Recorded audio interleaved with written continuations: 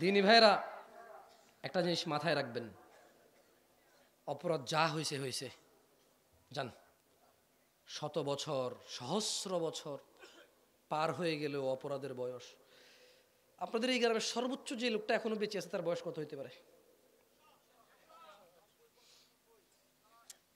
তর্কের খাতিরে, তর্কের খাতিরে, কিসের খাতিরে? ধরে নিলাম 1000 বছরের একটা লোক এখানে বেঁচে আছে। কয় হাজার বছরের? এখনো বেঁচে আছে। আর সে শিরিক বিদআত, অপরাধগুলো কার সাথে? কার সাথে? শিরিক বিদআত, আল্লাহর নাফরমানিতে এই 1000 বছরের পুরো 1000 বছর সে আল্লাহর নাফরমানিতে কাটাচ্ছে। ধরে নিলাম তর্কের খাতিরে, কিসের খাতিরে? তর্কের খাতিরে। বলেন তো ওই লোকটার জন্য আল্লাহ কতটুকু দয়ালু? 1 কোটি বছর একটা লোক অপরাধ করে, কয় কোটি বছর? 100,000 কোটি বছর একটা লোক অপরাধ করে। ধরে নিলাম তর্কের খাতিরে এই লোকটা যদি আল্লাহর কাছে ফিরে এসে ভালো হতে চায়, কি করতে হবে জানেন? খুব সিম্পল, আমি বলে দিচ্ছি, শুনেন। এটা আমি বলতাম না এভাবে, কারণ এইখানে অনেকে বসা আছে, নামাজ পড়ে না, রোজা রাখে না, মদ গাঁজা খায়া ব্যস্ত, জেনা ব্যভিচারে ব্যস্ত। প্রবলেম কোথায় জানেন? ওরে কিছু বললে ও কি বলে? ওরে কিছু বললে ও বলে যে আরে বেটা আজ্জারও জাহান্নামি, কাল্লারও জাহান্নামি, আর মতো ফাপিষ্ট মানুষ দুনিয়ার মধ্যে আর আসেনি, আর নোয়াজ কুদুর হই কিতা করিম কো। ও আল্লাহ এভাবে বলেছে, মানে তার কথা হচ্ছে তার মতো পাপী এর দুনিয়াতে নাই, সে আর এই 1-2 ওয়াক্ত নামাজ পড়লে কি হবে তার? এটা সে ভাবে, এটা কে ভাবে? ও চাঁদপুরের মহিলা ও পুরুষরা, ইত্তাকু রাব্বাকুম, তোমরা তোমাদের প্রতিপালককে ভয় করো, ভালোবাসো। কোরআনুল কারীমের তেলাওয়াত শুরু করো, তোমরা তোমরা কোরআনুল কারীম বুঝে পড়া আরম্ভ করো। হতভাগাদের অন্তর্ভুক্ত হইও না তোমরা। তিনি সুবহানাহু তাআলা, এটা কোনো হাদিস নয় যে আপনি বলবেন জাল, জয়ীফ, মুনকার, এটা বলবেন যে শাফি, হানাফি, মালাকি, হাম্বালি বলে শেষ করে দেবেন, এটা এরকম কিছু না। কোরআনুল কারীমের আয়াত, তিনি সুবহানাহু ওয়া তাআলা বলছেন ইল্লা মান তাব, ইল্লা মান তাব ওয়া আমানা ওয়া আমিলা আমালান সালিহা,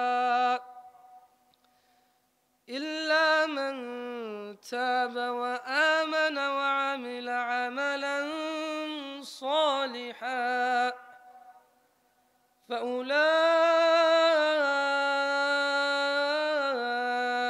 فأولئك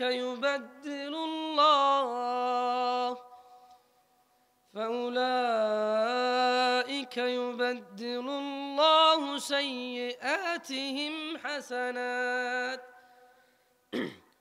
وكان الله غفورا رحيما।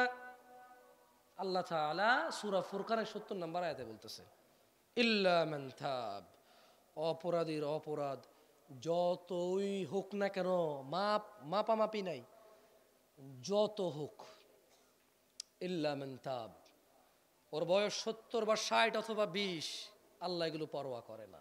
বলছে যে অপরাধী তো, অপরাধ কতটুকু, যত খুশি হোক, এই আল্লাহ মাপে না। যে লোকটা বেঁচে আছে তার অপরাধ আল্লাহ মাপে না, যে অপরাধ নিয়ে মরে গেছে তার অপরাধের জাররা ধুলা পরিমাণ আল্লাহ মাপবে। যে লোকটা বেঁচে আছে ওর অপরাধ আল্লাহ মাপে না, যদি সে ফিরে আসতে চায়, যদি সে কি করতে চায়। আল্লাহ বলছে ইল্লা মান তাব, অতঃপর অপরাধী যাই করুক না কেন, যদি সে তওবা করে, সিদ্ধান্ত নেয় যে আমি আর এই অপরাধ করব না, ওয়া আমানা, এবং ঈমান আনে, ওয়া আমিলা আমালান সালিহা, আর কিছু ভালো কাজকর্ম করে, সৎকর্ম করে, ফাউলাইকা ইউবাদদিলুল্লাহ, তাহলে এই যে পিছে যে সে শত সহস্র হাজার কোটি বছর বেঁচে ছিল, এই দুনিয়া আর আসমানে জায়গা হবে না এত যে সে গুনাহ করছে। আল্লাহ বলছে যে ফাউলাইক, তার সব একবার একটা গুনাহ বাদ যাবে না, সবগুলা গুনাহকে আল্লাহ কি করবে? ইউবাদদিল, বদল করবে, কিতে? সাইয়্যাতিন, তার গুনাহগুলোকে হাসানাত, নেকিতে পরিবর্তন করে দিয়ে দেবে। কত সিম্পল ট্রিক না? এই শিরক হোক, বিদআত হোক, আল্লাহর নাফরমানি হোক, এই সবগুলা অপরাধের জন্য মানুষ যাবে জাহান্নামে। অথচ 2 নাক দিয়ে নিঃশ্বাস চলে, বিসমিল্লাহ বলতে পারে, আলহামদুলিল্লাহ বলতে পারে, আস্তাগফিরুল্লাহ বলতে পারে, একটু সিজদা দিয়ে একটু কাঁদতে পারে, আল্লাহ গো আল্লাহ আমি আর করব না আল্লাহ, ও আল্লাহ, আল্লাহ আল্লাহ তুমি সাক্ষী, আল্লাহ তোমারে কি আমি সাক্ষী করতে হবে? ইয়া আল্লাহ তুমি তো আমার অন্তর জানো, আল্লাহ তুমি তো এখনো বুঝতেছো যে আমি মন থেকেই তোমার কাছে ফিরে আসছি, আল্লাহ তুমি আমার মাপ না করলে মাপটা করবে কি আল্লাহ? যাও, তোমার আমি কথা দিলাম আর আমি অপরাধে যাব না। এই যে লোকটা এরকম বলবে, তার পিছের সব গুণে নেকি হয়ে যাবে।